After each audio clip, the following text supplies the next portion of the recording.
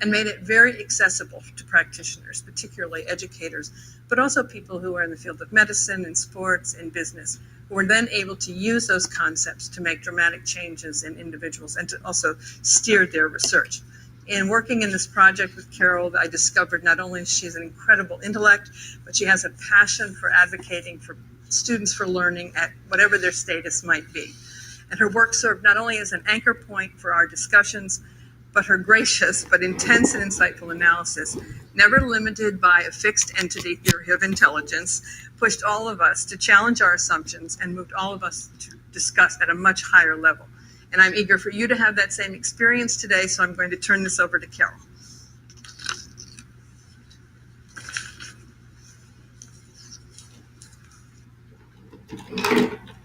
Thank you, Carolyn. It's a great pleasure to be here today at the reunion of Malleable Minds.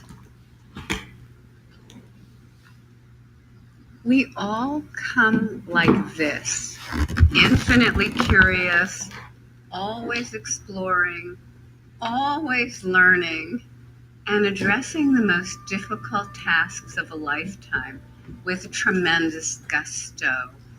Yet, just a few years later, many children are like this, or that, or that.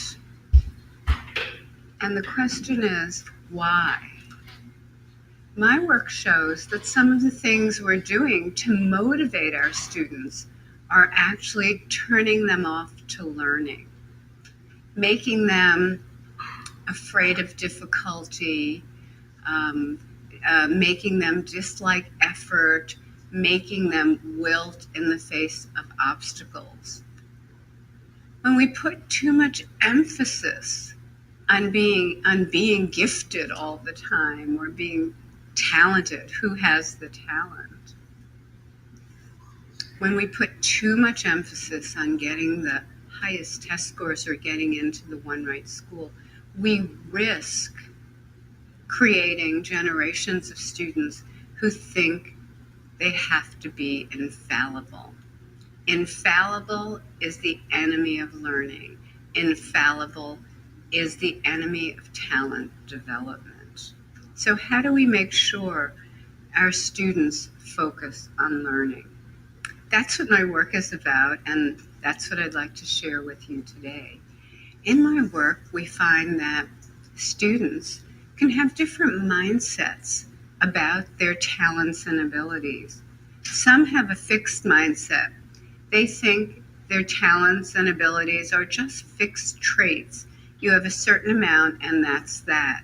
As you'll see, this is the mindset that makes students into non-learners and prevents many, many talented or gifted students from fulfilling their potential.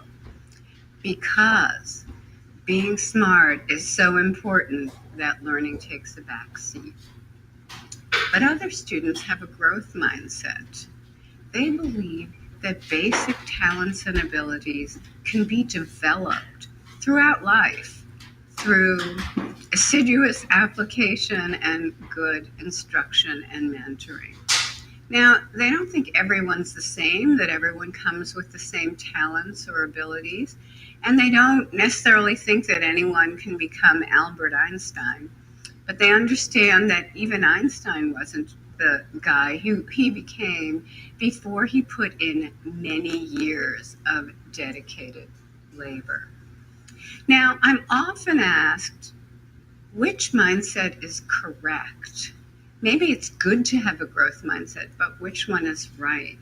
And what's so exciting in the book Malleable Minds, when you read it, you'll see that the neuroscientists who were at the meeting, John Janitas, Adele Diamond, Eric Pakalak, and the cognitive psychologists, they're actually all also cognitive psychologists, the neuroscientists are showing that the brain is so much more malleable, has so much more plasticity than we ever imagined. It retains the ability to grow and even reorganize over much of our lives. Cognitive psychologists, the three I named, are also isolating the components of intelligence, executive function, all kinds of cognitive skills, and they're figuring out how to teach them. So we really are in a burgeoning era of malleable minds. I think you'll also be interested to know that Alfred Binet, who invented the IQ test, had a radical growth mindset. And isn't that ironic? The test that's been used to say, well, you're smart and you're not, was invented by a man who had no views like that at all. He did not think his test was measuring intelligence. He did not think his test was certainly measuring fixed intelligence. He was extremely disturbed when Americans started using it, saying it was useful for that purpose. But he could not stop us. And we hope that the book Malleable Minds is, maybe we should have dedicated it to Alfred Binet, because he was the growth mindset theorist par excellence. Most of his career was devoted to developing curricula that could make kids smarter. How do these mindsets work? They work by creating a whole psychological world for students. And through our research, we have tried to illuminate this psychological world. So why don't you enter with me into those worlds and see what they're like? We did a large study of hundreds of students making the transition to 7th grade. This is a time when a lot of students who had been achieving well before and may have been considered gifted and talented turn off to school. What happens? The grading gets more stringent, the work gets more difficult, the environment becomes less personal, and a lot of students who were used to doing well easily start falling by the wayside. And we wondered, would mindsets play an important role in how students fared across this transition? We measured students' mindsets as they entered 7th grade, seeing whether they believed their intelligence was fixed or something that could be developed. We measured a lot of their attitudes toward learning, and we monitored their grades, especially in math, over the next 2 years. Okay, so the first thing we found was that students who endorsed a fixed mindset said their number one goal in school was to always look smart and never look dumb.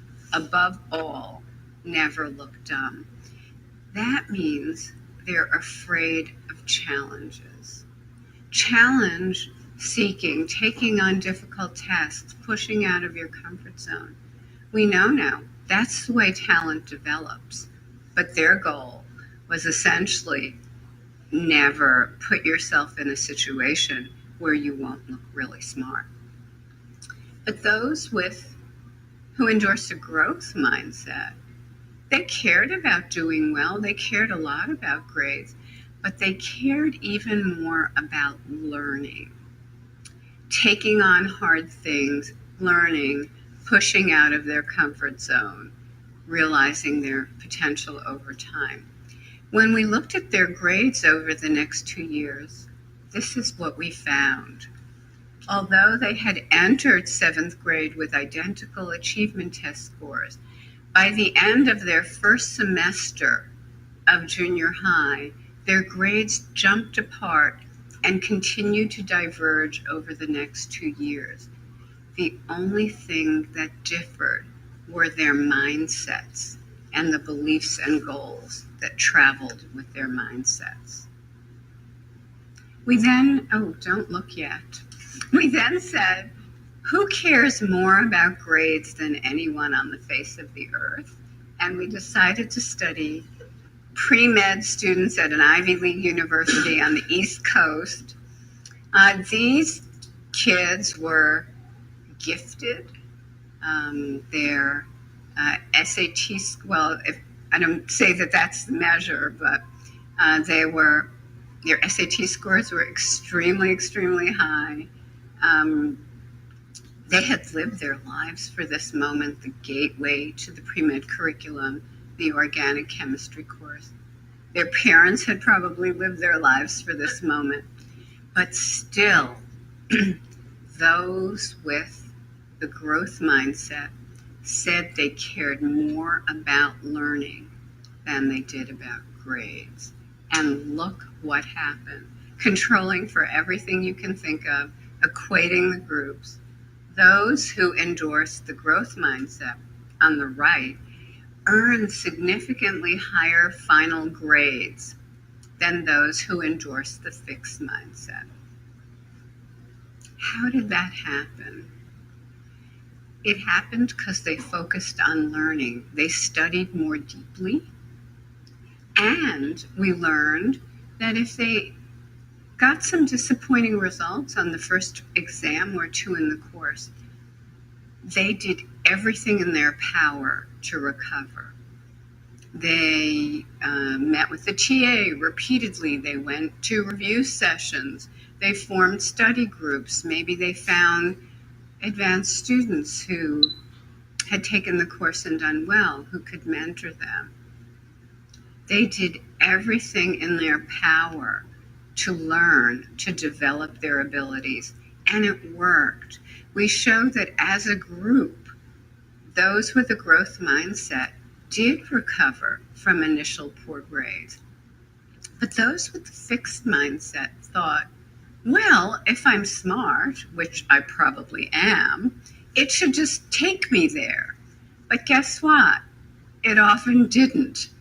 And when it didn't, they did not have the growth mindset learning strategies in their repertoire.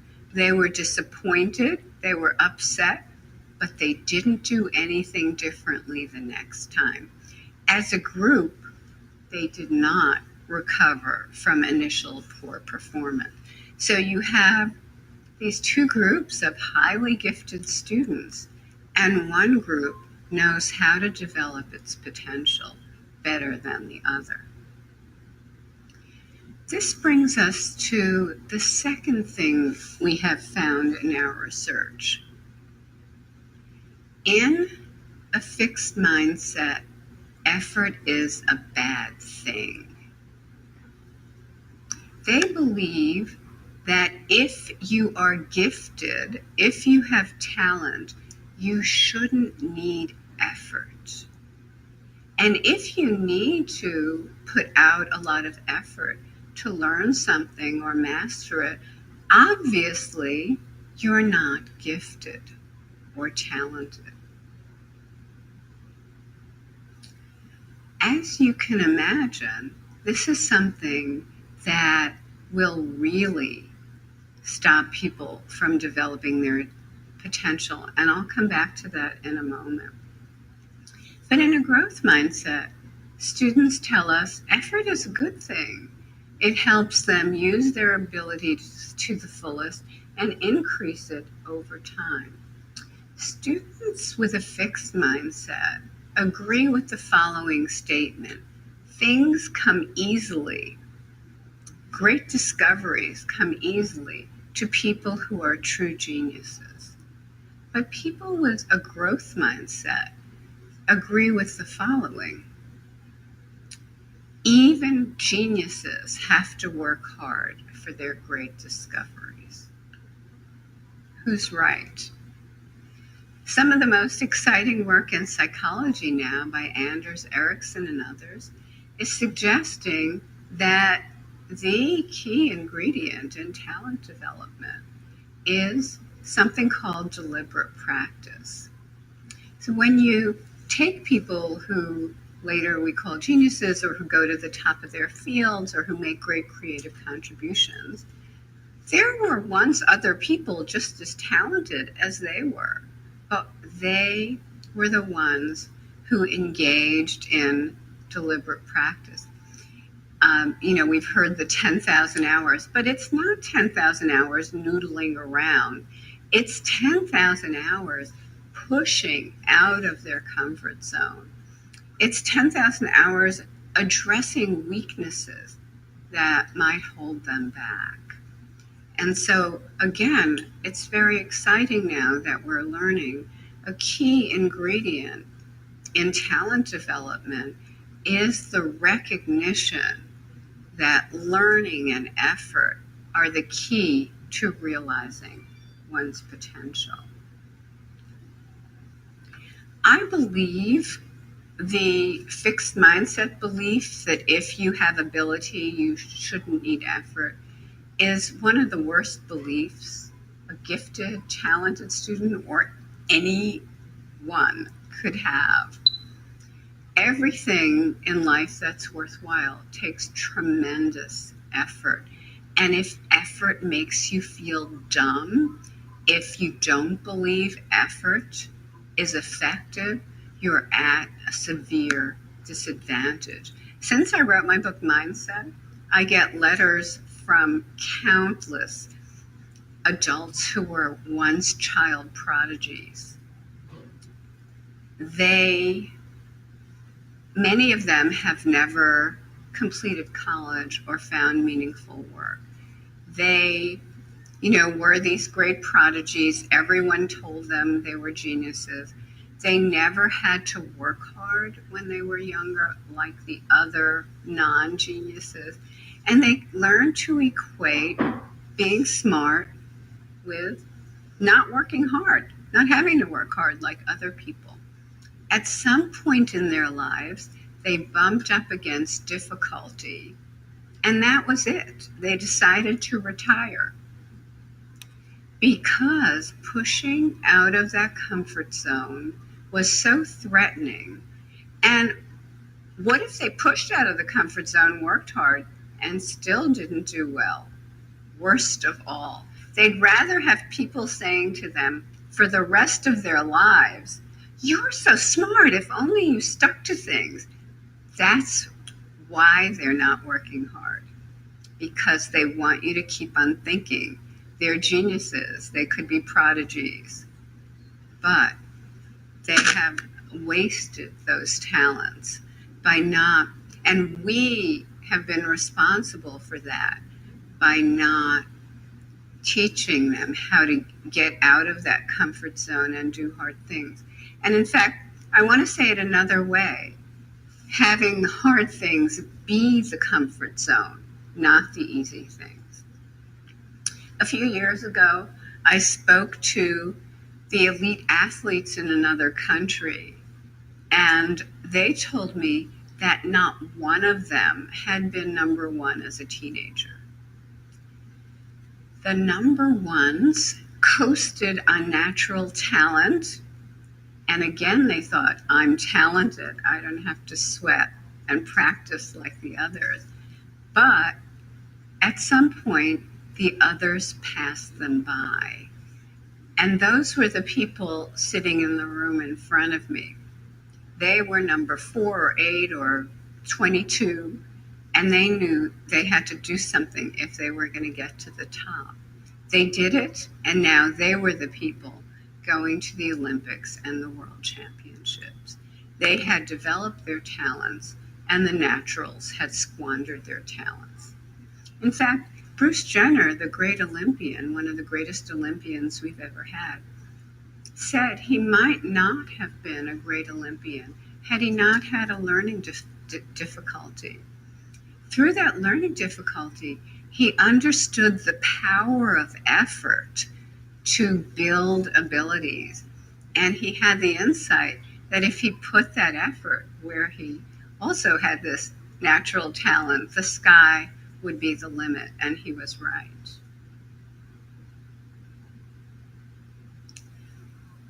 The third thing we've learned, the third thing that turns mindsets into high or low achievement, is how students react to setbacks. In a fixed mindset, it's eek, it's about me. It's a setback is saying, I'm not good at this. Now notice, in a fixed mindset, everything is about measuring your ability and protecting your ability. And once you start making mistakes or having failures, it's kind of get me out of here.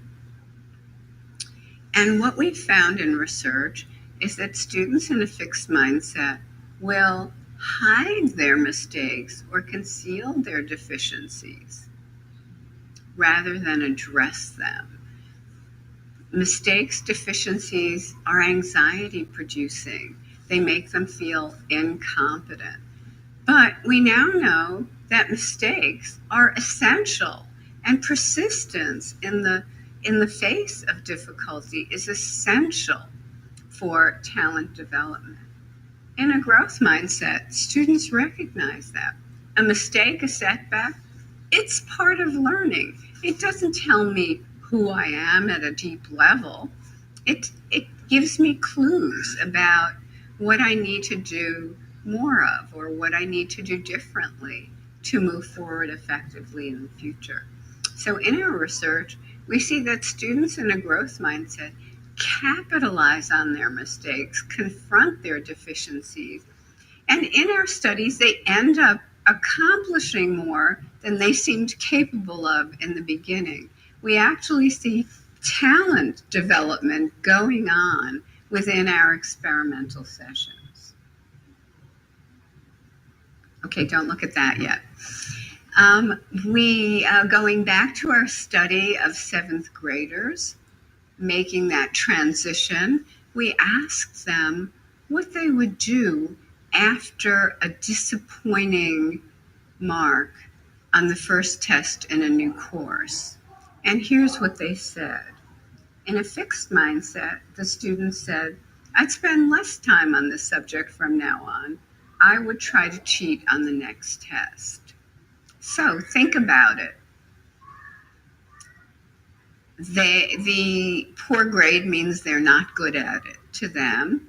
Effort is aversive and ineffective. And so here's what's left for them to desire or to see as a worthy strategy. But in a growth mindset, the student said, I'd work harder in this class from now on. I'd spend more time studying for the tests. In 2011, Moser and his colleagues did a really neat neuroscience study. They measured the evoked potential from parts of the brain that reflect the processing of errors. Students worked on a task, made errors, and they recorded from the parts of the brain that represent the processing of errors. What you see on the right, that red hot brain, is a growth mindset brain relishing the errors. It's detecting the errors, it's processing them deeply, and it's correcting them. It's learning from them. But that ice cold brain on the left is a fixed mindset student running from the error, fleeing from it as quickly as possible. You see virtually no processing and correction of the errors. The good news is that in subsequent research, when they taught fixed mindset students a growth mindset, their brains looked just like the ones on the right. So again, talent development requires that we see what we don't know, what we need to learn. We process it deeply, we correct those errors, and we become smarter as a result over time. In many, many studies now, we've shown that a fixed mindset does not give people a way of recovering from setbacks. It's kind of run for the hills, give up, retreat to comfort zone, become defensive, it's someone else's fault, school is boring, that kind of thing. Whenever I hear a student say school is boring, I think, fixed mindset. Maybe it is a little boring, but if you weren't so defensive, you'd find something interesting.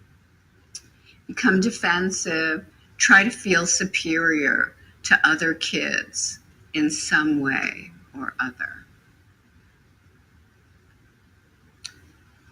So we've talked about how the mindsets affect the desire for learning versus looking smart, how students view effort, and whether they're resilient and productive in the face of setbacks. All things that are essential for talent development. Now we're asking, how are these mindsets transmitted? And some of our most interesting work along these lines looks at how the praise adults give to children teaches them a mindset. We had a study come out a couple weeks ago showing that mothers' praise to their babies, 1 to 3 years of age, predicted the child's mindset and desire for challenge 5 years later. So it can start early. It's malleable. After all, we're talking about malleable minds. But the power of praise to shape mindsets can start really early. Let's look at how this happens. By the way, the self-esteem movement really messed with parents and teachers' minds by telling them, almost making it intuitive, that they should praise children lavishly and globally, tell them how brilliant they are at every opportunity. And the idea was this would give them confidence and motivation and help their achievement. But we have shown in at least a dozen studies, if not more, that praising intelligence harms children. It puts them into a fixed mindset and turns them off to learning. Let's see how that happens. I'm going to talk about a series of studies we did with early adolescents, fifth graders. In these studies, we brought them into a room in their school and initially gave them 10 problems from this nonverbal IQ test. And then each child received one form of praise. A third were given intelligence praise. Wow, that's a really good score. You must be smart at this. Or process praise. Sometimes we've praised strategy, sometimes effort. It could be praising persistence or focus. Here we said, wow, that's a really good score. You must have tried really hard. And the control group got, wow, that's a really good score. I won't talk a lot about them. On average, they tended to be somewhere in the middle. What happened? Across these studies, we found that yes, indeed, praising intelligence put students into a fixed mindset. It told them, I can look at your performance and read this fixed trait inside of you, and you're smart. Whereas praising the process put kids into more of a growth mindset, making these skills seem acquirable. But to me, the most amazing thing was that praising intelligence instantly turned students off to learning. We then afterwards gave them a choice after the praise. What do you want to work on now? And we described tasks that were well within their comfort zone, where they were sure to do well and not make mistakes, or tasks that were hard. They might get confused and make mistakes, but learn something new. Most of the children praised for intelligence wanted the easy task that would ensure success. After being praised for intelligence, they did not want to step out of that comfort zone and risk making mistakes. We like to say they didn't want to risk their newly minted gifted label. Now, it doesn't have to follow from a gifted label, but that praise for intelligence makes them overly concerned with looking smart and never looking dumb. Later on, we gave everybody a hard set of problems. And what happened then? The students praised for intelligence lost their confidence. If doing well meant they were smart, well, struggling must mean they're not smart. They stopped enjoying the problems. And even when we went back to the problems that were matched to their grade level, their performance suffered. So we actually, their intelligence shrank on this IQ test as a result of being praised for intelligence. But those who were praised for their effort, for the process they engaged in, remained confident. They saw these were hard problems and they knew they had to work at them. Many of them said these were their favorites. And when we return to the age appropriate problems, their performance had blossomed. They had remained vigorously engaged on the hard problems, taught themselves new strategies, which then bore fruit when they went back to the easier problem. So they actually looked like they gained IQ points on this test as a function, as a result of focusing on the learning process. We also found later, when we asked kids anonymously to report their scores, that almost 40% of the kids praised for intelligence lied, and only in one direction. Now, they were anonymous. They were no one they knew was going to see this, but still, I think in a fixed mindset, struggling is a disgrace, is humiliating. They could not, I think, admit it to themselves. Now, if we create generations of gifted students or students who have tremendous potential, who are ashamed of struggling on a task or ashamed of not getting something right away, that's not a recipe for fulfilling their potential. So what should we praise? Effort, struggle. I tell parents to sit around the dinner table and say, who had a fabulous struggle today? Or for teachers to say, what are you going to struggle with today? What are you going to struggle with today? We are conveying a value system that struggle is a good thing. And that easy things that you don't have to struggle with, waste of time, persistence in the face of setback, but not just effort, using strategies, praising the choices students make, and not just as they do a project. And it's not just praise, it's talking about it with them, it's encouraging, it's appreciating the process they're engaging in. And my message is that engaging in this learning process is the key to talent development. And that when parents are trying to shield kids from struggle or shield them from mistakes, or when parents are yelling at the teacher for putting red marks on the paper, they are putting hurdles in the way of their children developing their talent. Those parents should be begging teachers to put red marks on the paper. It's called teaching. The student who doesn't get marks on an essay should feel cheated, should go up and say, well, how can I make this better?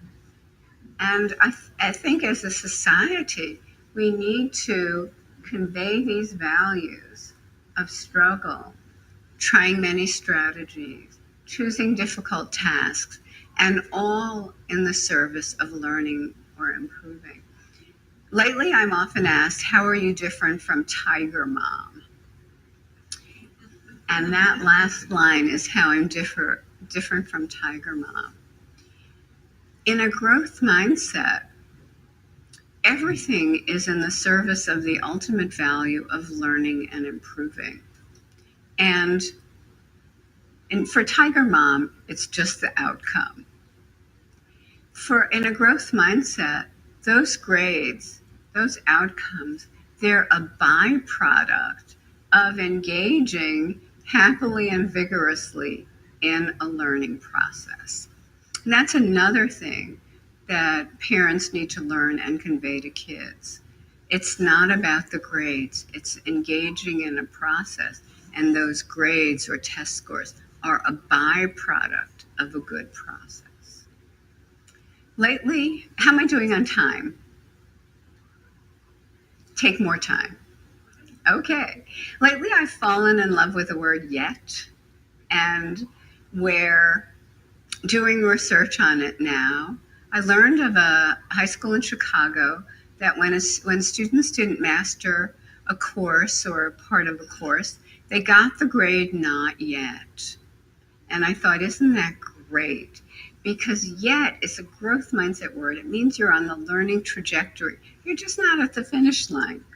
So if a student says, oh, I'm not good at math yet, I can't do this yet, it's like, get back on that learning curve. I tried it, but it didn't work yet. And it means that the adult has faith that the child will be good at math and is willing to accompany the child on that journey. How do we change mindsets? How do we bottle a growth mindset and give it to kids? That's something we've been working on quite a bit lately. In one study, we took kids who were making that transition to 7th grade, many of whom were showing declining grades in math already. And we divided them into two groups. The control group got a fantastic program of study skills. The growth mindset group, however, got growth mindset and study skills. They learned that from this article, you can grow your intelligence. New research shows the brain can be developed like a muscle. And they learned that every time they pushed out of their comfort zone to learn something new, their brains formed new connections. And over time, they could become smarter. Look what happened. The students who just learned the study skills, that's that indistinct red line going down, they continue to show declining grades. But the kids who got the growth mindset and the study skills had the motivation to put these skills into practice, and they showed a sharp rebound in their grades. Some of the other attendees at the Malleable Minds Conference, Catherine Good and Joshua Aronson, along with their colleague Michael Inslee, also did a growth mindset intervention and showed gains for those students compared to the control group in math achievement test scores and verbal achievement test scores. But even more interesting, they found that on the math achievement test scores in the control group, you see a gender difference in math performance, with the boys outperforming the girls. On the right, the group that got the growth mindset learning, both groups benefited from it, both boys and girls, but the girls benefited even more, and that gap was substantially closed and no longer a significant difference. Across our different labs, we're finding that it's particularly important for students who are laboring under negative stereotypes to learn a growth mindset. It seems to arm them against a stereotype. So a stereotype is saying it's fixed and your group doesn't have it. And if you have a growth mindset, you can say, I know it's a learned set of skills and I'm going to keep at it. So whether we're looking at African American students, Latino students, females in math, we're finding that a growth mindset prevents them from succumbing to stereotypes or stereotype threat. We've also developed an online interactive growth mindset program called Brainology. And I can't resist just showing a few screenshots. This is the learning brain reading a book. The students taking Brainology meet these two hip teens, Chris and Dahlia. They're guided by the brain orb as they take on a series of quests to understand how their brain works. And the whole idea was to make these ideas more accessible on a wider basis. They visit a brain lab where the mad brain scientist, Dr. Cerebrus, shows them how the brain works and how it develops by growing new connections when you learn. They learn a series of brain-based study strategies. They use an online brain book to look up information. They write reflections on their academic work, their struggles, their goals and plans in terms of a growth mindset in their e-journal. And at the end, they earn a Brain Master certificate. What learning a growth mindset does, and I want you to just feel this viscerally, it transforms the meaning of effort and difficulty. In a fixed mindset, effort and difficulty, which we know are the roots to learning and talent development, make students feel threatened, dumb, scared, and they just want out. But what students who have gone through growth mindset training tell us is that now they understand that effort and difficulty are what make them smarter. And that when they're sitting there struggling with something, they picture all these neurons firing and making new connections, making them not feel dumb, but making them smarter. So to summarize, a growth mindset, a belief that is a student's belief in their malleable mind, allows them to embrace learning and growth, to just go for it in developing their talents instead of worrying about making a mistake and someone won't think I'm so smart. It allows them to understand the role of effort in creating giftedness and talent instead of thinking if you're gifted or talented, you shouldn't need effort. And it allows them to maintain confidence and effectiveness that is resilience in the face of challenges and setbacks. And maybe best of all, it can be taught. So I'll stop there. Thank you.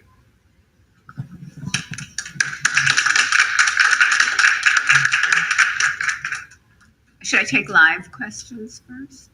Absolutely. I also have some questions from great. people who are participating online. And you're live. So. And I'm live, Yes. exactly. So I'll do my best to represent their questions. And one question is this. The person asks, how can we avoid having the focus on the development of talent, send the message that smart people don't really exist as people, but merely as natural resources to be cultivated for the benefit of other people? That is, how can we focus on individual growth without also denying the validity of human beings and their personal and cultural experiences? I'm a psychologist specializing in work with gifted individuals of all ages, and this painful message is one that I hear a lot. Oh, I think that's a really important question. And in this short talk, I did focus on the individual. But we have a lot of work showing that students in a growth mindset care about sharing their knowledge with others. They consider themselves part of a learning community. When we ask kids, when do you feel smart? They say, I feel smart when I'm helping others to fulfill, when I'm helping other kids learn. Kids in a fixed mindset say they feel smart when other kids are struggling and they're kind of acing it. We also find that students with a growth mindset about personal qualities have more empathy for others, are less likely to label and stereotype others, are more likely to have compassion for even for students who might have excluded them or picked on them. So I have only begun to describe the world of the growth mindset, where it's not just about developing your own talents, but it's about fostering a community of learning. We're doing research in large organizations now, and we're finding that people who perceive that the larger organization they work in values a growth mindset say that people go out of their way for each other, they trust the organization, they'll go the extra mile for each other. But those who perceive that they're working in an organization that's about who's the genius say people keep secrets from each other, they steal information from each other, they're in competition, and that the company does not support teamwork. So that's just the tip of the iceberg of what, because you can have a growth mindset about all kinds of personal qualities, not just intelligence. And it leads you to care not just about your test score getting into the one right school, but fostering the learning of others. I think that is so important, and it's a value that should be promoted vigorously. Rena? How is it that Oh, wait. You have to wait for the mic. Thank you. How is it that the academic environment is so much more inclined to view effort as aversive as opposed to, the performance areas? What is? Yeah, it's really interesting. I ask myself that question a lot, and I bring it up in classes. Why do we as a society think that effortless achievement is so admirable as opposed to working hard for years for something you value and attaining it? And when I have my students look into their great heroes, they're shocked at how those heroes struggled, failed, picked themselves up, were told they had no talent. They think they just skyrocketed to the top through natural talent. I think both messages are available in our culture. And I think what I'm talking about is changing our value system to value the struggle. And, we're so cheating those gifted students or the students who are advanced at any given moment by saying, oh, you didn't have to work hard, you're so good at this. You're harming their future achievement. Instead, you should be saying, oh, I'm sorry I wasted your time. Here's something hard. This is going to be more interesting for you, more fun. It just seems as if it's more pervasive in school than it is. I mean, people see sportsmen and women practicing. They see musicians practicing. They do. But they don't. There's too much association in school, and I just am curious why. I think people see the practice in sports and music, but they focus often on talent, taking someone there. But I think parents and teachers have become so concerned that kids not struggle, that they really are giving easy things, they're giving lavish feedback. And I think that sends the message that working hard or struggling means something's wrong with you. I don't think they mean to send that message, but they're so protective of kids. Never should they have a moment of discomfort, and they're not preparing them for life. That's why we're seeing so many kids fall apart when they become independent, go to college. They just can't function because they haven't learned the values and habits that will help them function.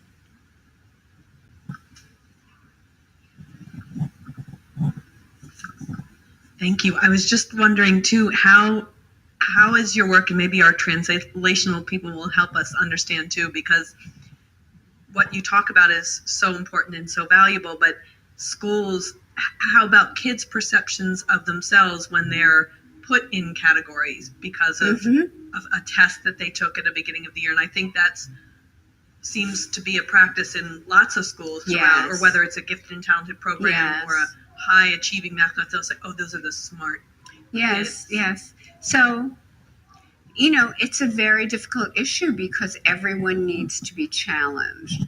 And so kids who are advanced need to be in an environment where they're getting hard work and they're being taught to persevere. At the same time, the boundaries need to be more permeable. So a very exciting direction in the study of giftedness and talent is the idea that talent is malleable. It can emerge at any time. And we should not be putting kids in rigid categories that say, you took a test in second grade, you'll always be gifted. You took the same test, you'll never be gifted. That should never be the case. We also know from some of our research that kids with a fixed mindset think that a standardized test measures how smart they are and how smart they'll be when they grow up. Whereas those with a growth mindset recognize that it's a snapshot at one moment in time, and nothing can tell you what your potential to achieve in the future is. So these are messages that we've got to get to students, but we also have to make those boundaries more permeable. I learned not long ago that in some top achieving math countries, they don't put kids in different classes for math. They're all learning the same concepts at the same time, and those who are advanced go more deeply. They find several ways to solve a problem, or they help the other kids learn. So that if one of the kids who was struggling breaks through, they're right there with the others. So I think it's really important for us to find a way in our country that if someone blossoms, they're not irreparably behind a group that they rightly should be with.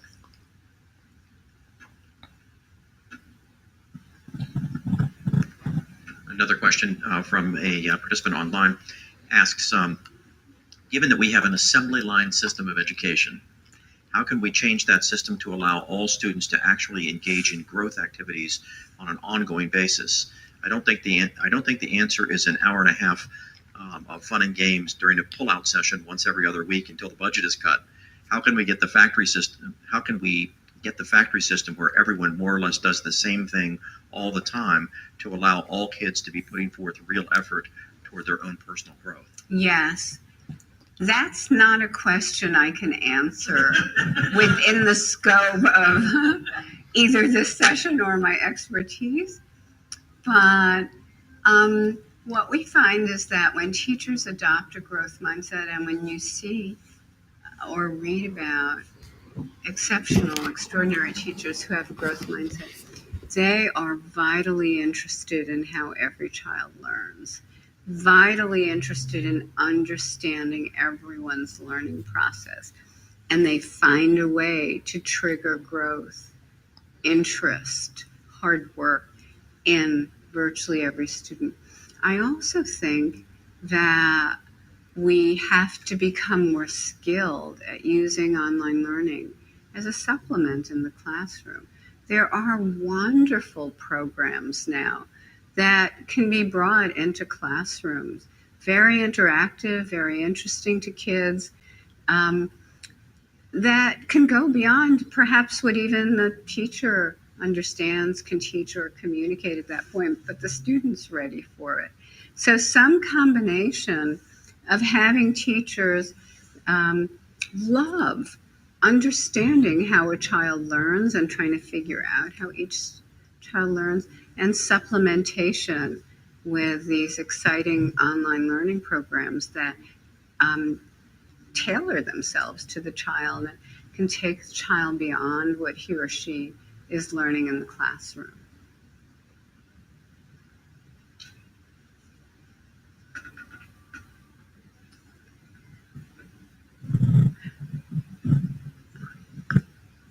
Okay, I'm getting the following cue to introduce my much admired and illustrious colleague across the bay, Frank Worrell, who is a distinguished professor at the